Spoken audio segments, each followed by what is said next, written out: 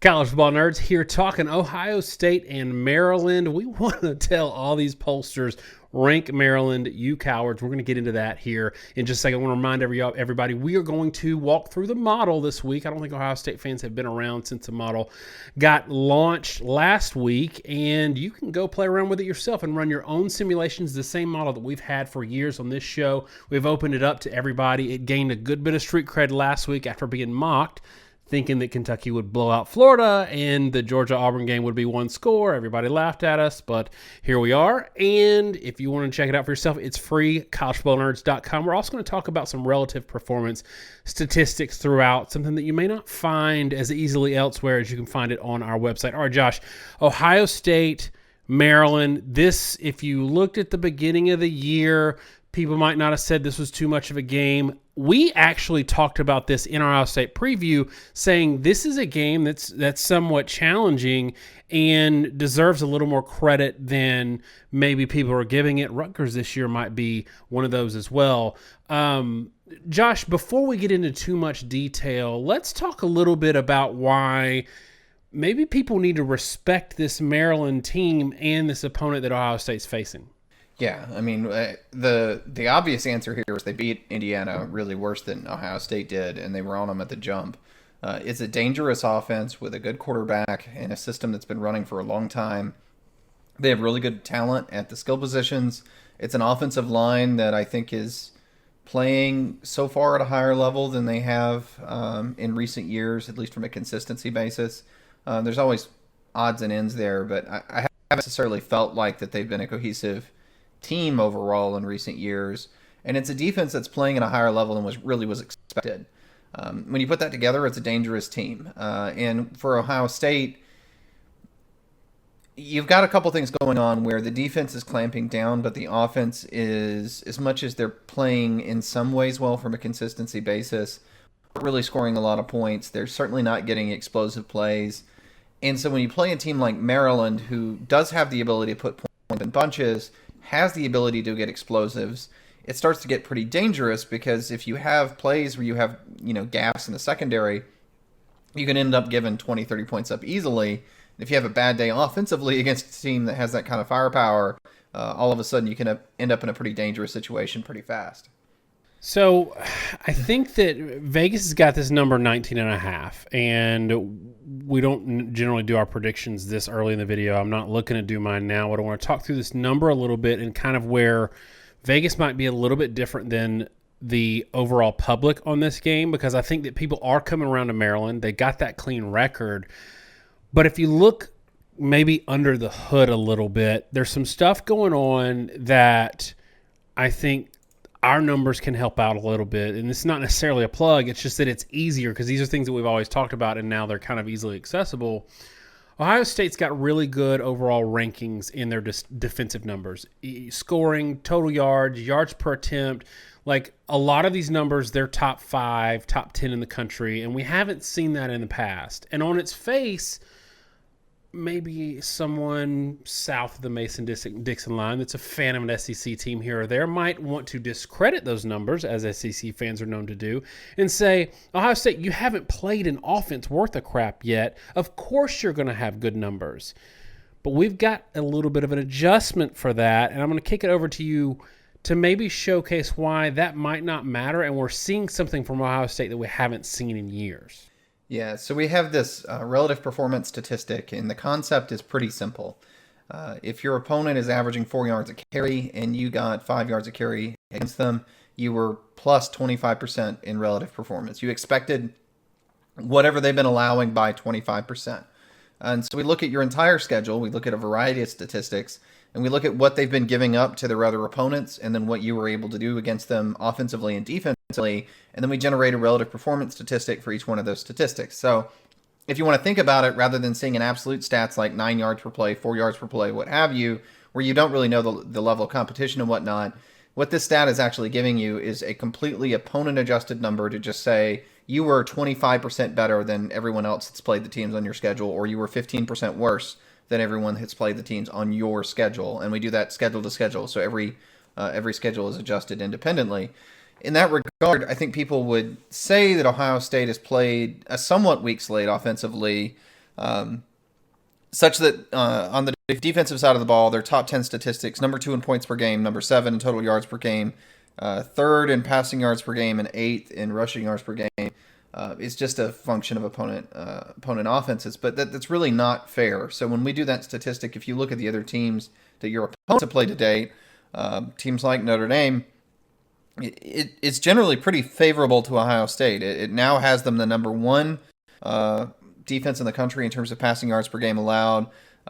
Rushing is really where it flags a little bit. 46th in overall and 18th in yards per carry.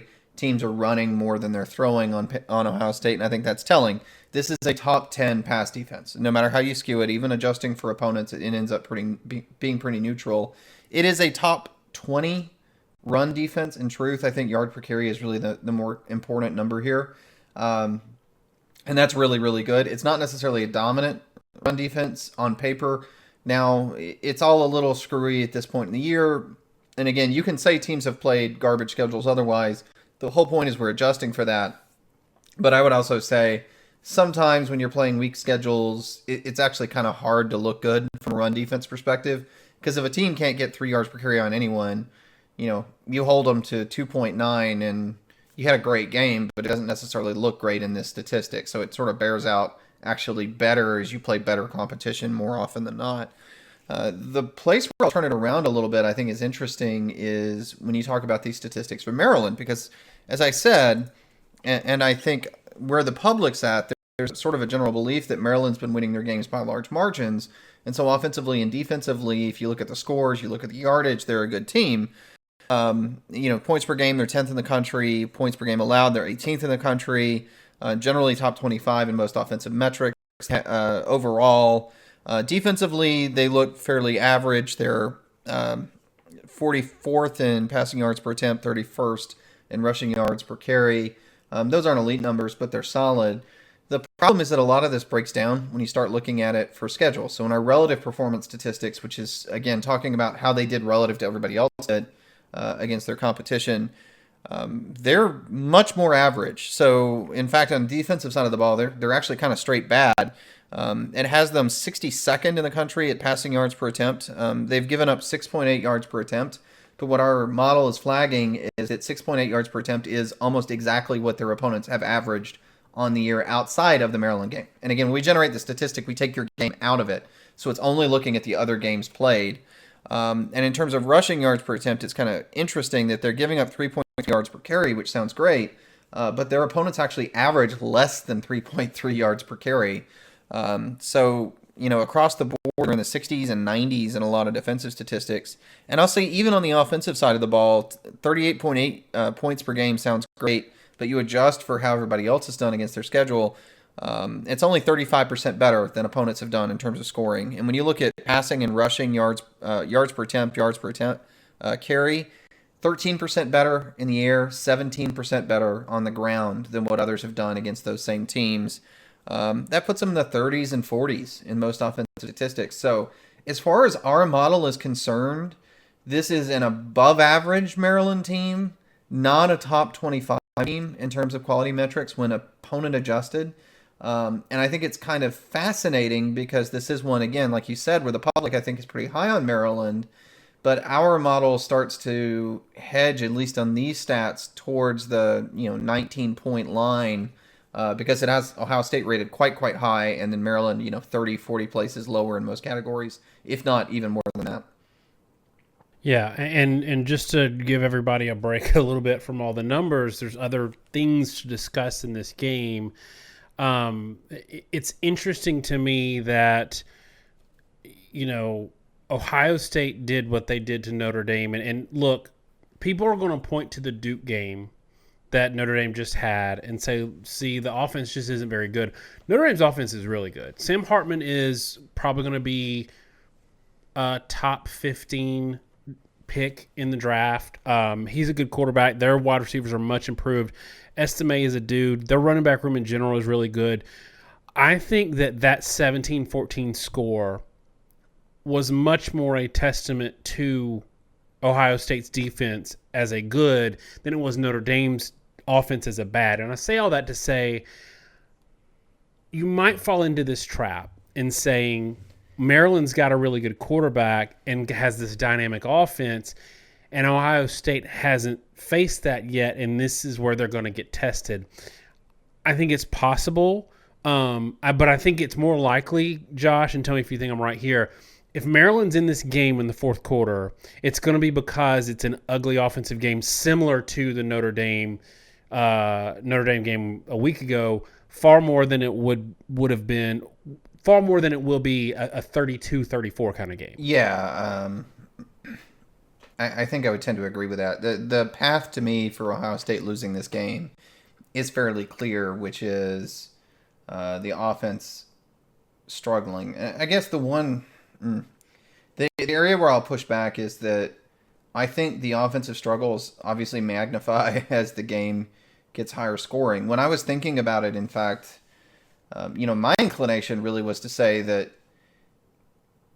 I thought the most likely way that Ohio State loses this game is if it does become a shootout. Because if you put Kyle McCord in a position where he's got to score 40, 50, 60 points, it's really hard for someone to be consistent enough to do that if they haven't done it against quality competition. And even if you're playing at a high level, even if you have advantages, typically in those situations, it ends up being the mistakes that cost you more. And Taulia Tagovailoa has been, throughout his career, sort of prone to those mistakes. It's come up in the Ohio State game sometimes. But it would be really tough for Kyle McCord, who still really hasn't found a rhythm, to be asked to play in that kind of game and asked to be that aggressive and not expect some sort of significant errors. So I don't know. I could see this being a game where it's a low scoring affair and then explosives come into play, because right now Ohio State is not particularly explosive. Maryland is. But I also think that, especially when you start to consider how important explosives are in high scoring games, this is also a game that Ohio State does not want to be a shootout, because I don't think they've really acclimated to be able to do that yet. So it's interesting too to me that both of these teams kind of struggle running the ball offensively. And if you look at both of these teams' relative performance numbers, one thing that stands out for me for both of them is relative to who they've played, offensive numbers are kind of meh, whatever. Some of that's due to garbage time, some of that's due to blowing teams out, but in general, they're just okay, which is a tough thing to say about an Ohio State team. You're not used to saying that, but both of them, if you look at everything is all green except for one area, and that's rushing yards per game. Now per carry, they're pretty good, but rushing yards per game, both of these teams are in the red, and it probably is for two different reasons. My guess is for Ohio State, it's been because they've been trying to get Kyle McCord going.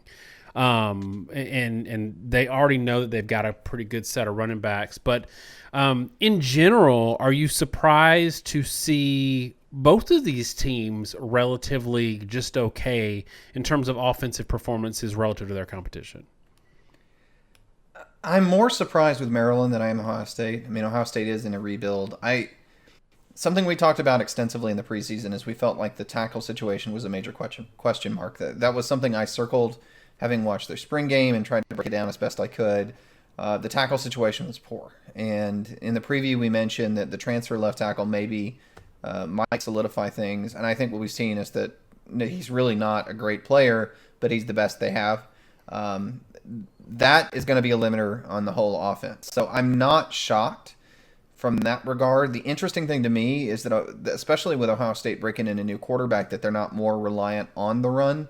Because as you said, the key here is, from a yard per carry perspective, they look better than they are in total rushing yardage, which means that they're running the ball relatively well when they do run it, but it's just volume, right? If you're running at a decent yard per carry total, but the total yards is low, what does that mean? It means you didn't run that much compared to what other teams are doing against the same competition. It may also reflect the fact that they've thrown more than other teams are willing to throw against the same teams. Most teams are not really willing to try to run even that much on Notre Dame because they're a hard team to run on, and it ends up kind of pointless. And I will say, too, when you talk rushing yards per attempt, I think it's interesting that they're both better defensively against the pass, but both teams are a lot better offensively throwing it. It's a tough matchup for either team. Again, Ohio State Even with McCord and you look at the total averages, 8.7 yards per attempt, 5.2 per carry, you'd think skewing pass, but when you adjust for opponent quality, your opponents are a lot better in pass defense than they have been in run defense. So they're 16th in relative performance passing and only 45th in rushing, just because it's been relatively easy to run the ball compared to throw it on the teams they've played. So, it is interesting. I think that's why it is the way it is. But I think Ohio State's problem comes down to the offensive line and the fact that they haven't been able to get enough consistency running the ball. They're too prone to negative plays, which puts you in passing situations. Now you're forced to throw. And right now, the inconsistent O-line play, and I've said this to you before, they kind of remind me of 2021 Alabama, but with Kyle McCord instead of Bryce Young. Now, we were never as high on Bryce Young as some others were. I know maybe I was higher than you. I think a lot of our concerns are bearing out right now in the NFL. He's a very good player, but the point being that Alabama had some real limiters because of the offensive tackle play when you play good teams, and Ohio State's running into the same problem. It's just hard to have a good, consistent offense if you don't have good offensive line production, and it creates a lot of bad situations that sort of force your hand offensively. So the next step is I'm going to ask you to get into the model, but just kind of hinting at the model, it's not got Ohio State covering a little tighter game than Vegas. Well, one thing the model doesn't care about, two things. One, it doesn't care about home field advantage. This is just raw numbers, neutral field, because we're not necessarily trying to beat Vegas. We're not trying to pick the score. We're trying to get information out of it without putting our finger in the calculations too much. But another piece of this that I think might be influencing things and Vegas might be thinking about, Ryan Day's great when he's got time to prepare. We saw it last year where he had a little extra time to prepare for Georgia. They look like a much better team than they did against Michigan. We saw it when they kind of circled that Clemson game, the playoff game in 2020, and had a little extra time because they didn't have a great opponent in the conference championship game.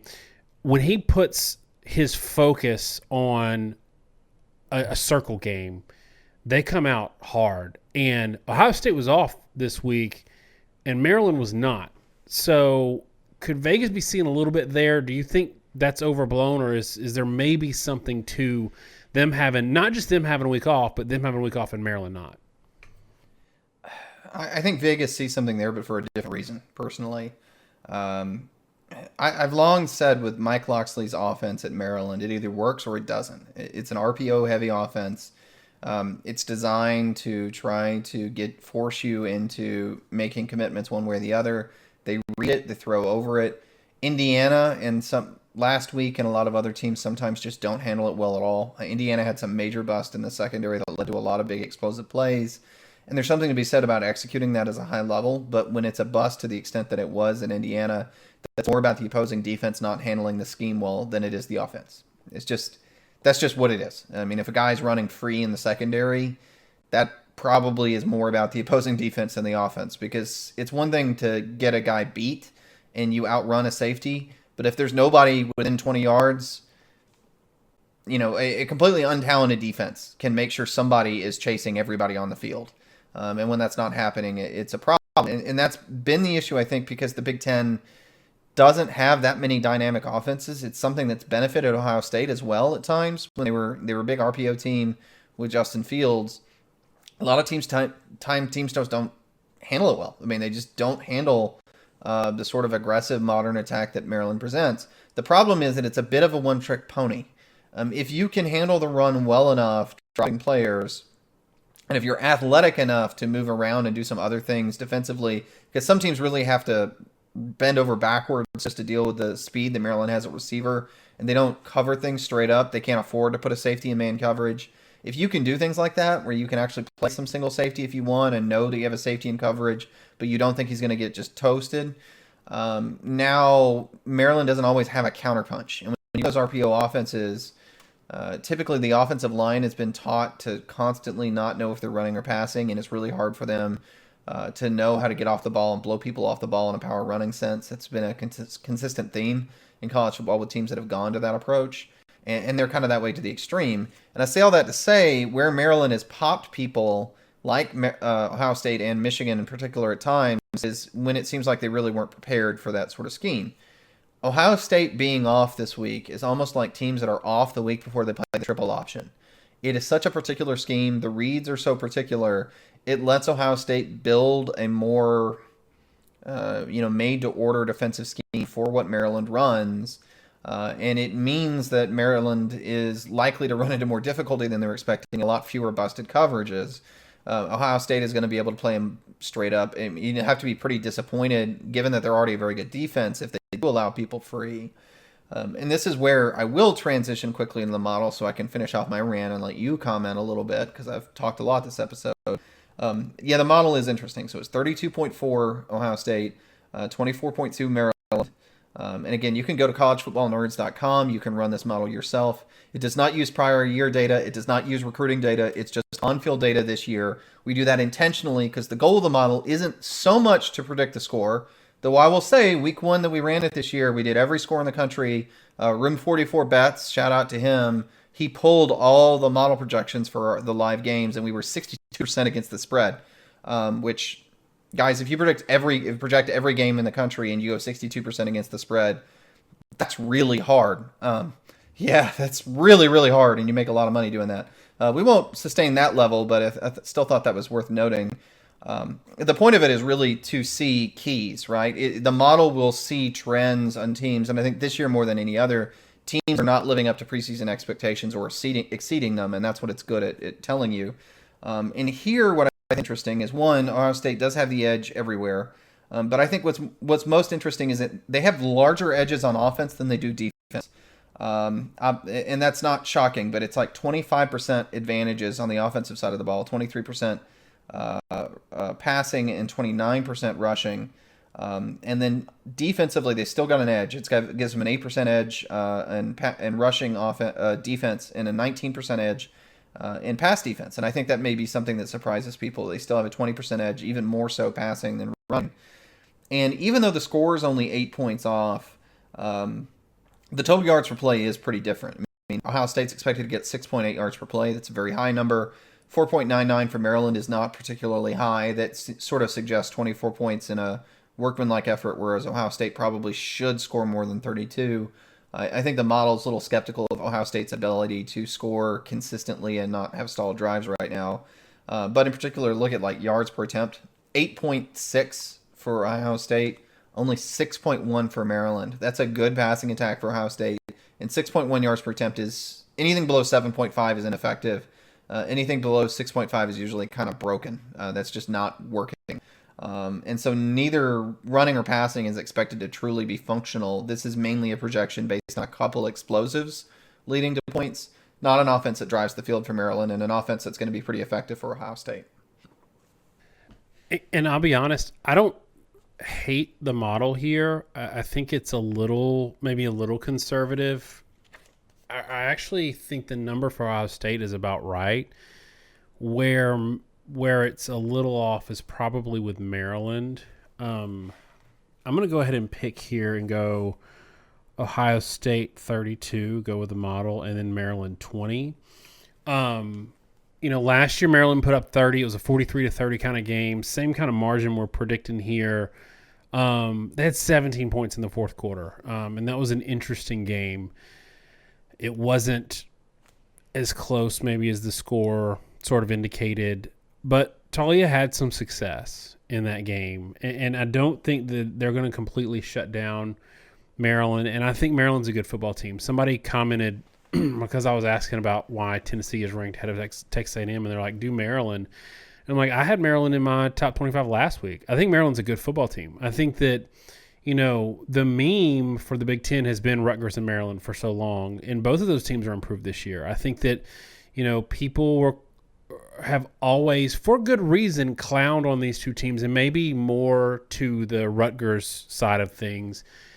And they were giving Michigan a hard time for how they handled Rutgers and struggled with them for three quarters or whatever. But if you look at who Rutgers has been this year, like they've handled some Power 5 teams this year pretty well. So, I think we're getting into an era where some of the teams are turning over a little bit. And what's good is you have an opportunity to move up, especially if you hit that turnover point when you are a senior laden or an experienced team.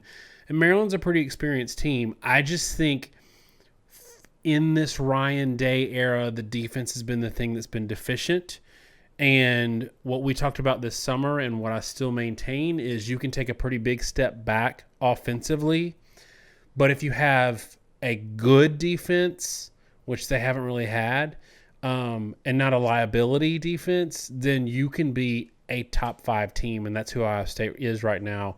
They're definitely a top 5 team with an opportunity to make a top 2 statement.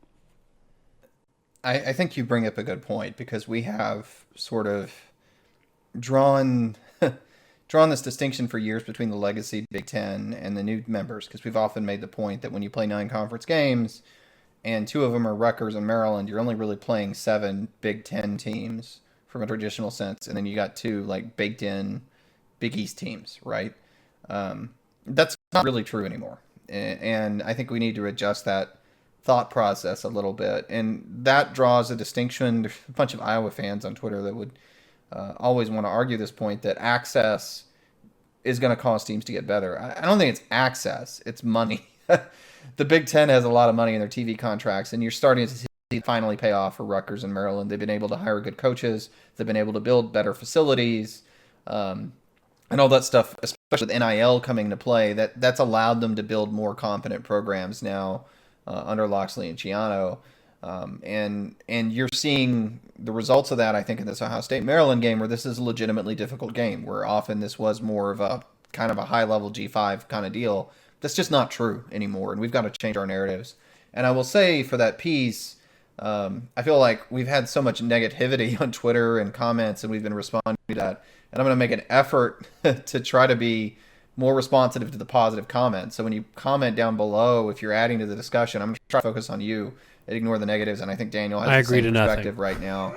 And along those same lines, yeah, like and subscribe, right? I mean, if you do like these videos, please like and subscribe, because the more people follow us that are interested in it, the better our content's going to be. But from a score perspective, I'm going to actually say 42-21 Ohio State. And the reason being, one, that bye week I think is significant, and 2, I do think the model is onto something with defensive statistics. It was a kind of a punching bag for last week, ironically, that our model had the Georgia-Auburn game like a 8-point game, and everyone thought it was ridiculous. And there was a bug on Sunday when we first launched, which I think had Auburn even or maybe winning by like half a point.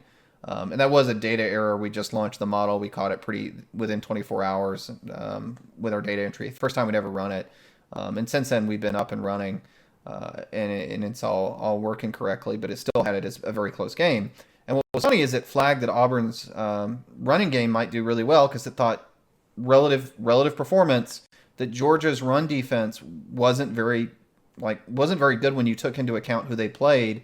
And what we noted when I dug into the numbers was that Georgia was giving up under 3.5 yards per carry to every team they played, but that was also the highest yard per carry average of every opponent they played. Like every team set their season high in yard per carry against Georgia, and sure enough, it was mainly through quarterbacks, but Auburn got like 300 yards rushing. Can't remember, a huge number on Georgia. So the model, this is where it's good. It picks up on things like that. And right now what it's saying is, yeah, Maryland's done pretty well defensively, but I buy, given the Vegas number, I think it's really, there's something to it. I buy the fact that, yeah, it probably is mostly competition driven. Ohio State's a completely different level, and I buy that this score could be a lot different. I buy the fact that we haven't really seen Maryland held to low numbers as Ohio State's going to hold them to.